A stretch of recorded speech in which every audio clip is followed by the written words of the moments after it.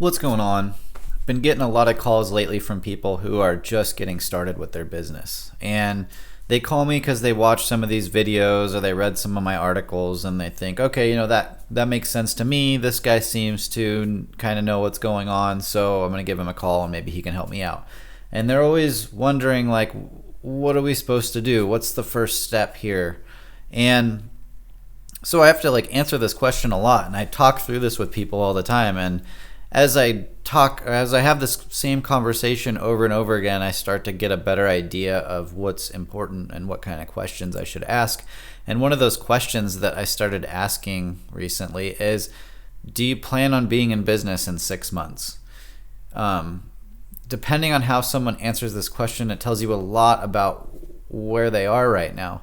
If you talk to somebody who's been in business for 20 years and their business is solid and they're continuing to grow and stuff, and you say, hey, are you going to be in business in a year, in 6 months, in a year? They're going to be like, yeah, of course I'm going to be in business for a year. I'm going to be in business in 20 years. And for that person, that they're thinking long term. They're ready to make investments that maybe won't pay off for a long time, but that are really good investments.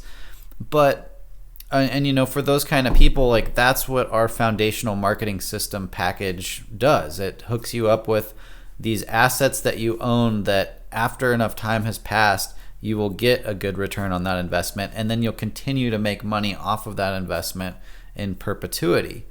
And for those long-term minded people, that is the best investment that I can offer usually.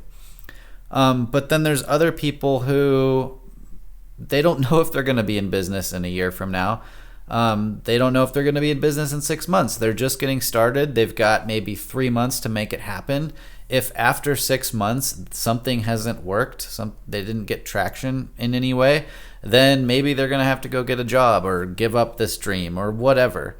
So to that person who's like, I need to make it or break it in the next 3 months, maybe investing in something that's not going to pay off for 6 to 12 months isn't a great idea. And that just depends on the person, So if you're just getting started and you're trying to figure out what to do, I would start with figuring out what kind of timeline you're working with here.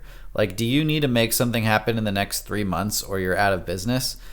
If that's the case, you need to do things that are going to pay off immediately. I mean, that's kind of obvious.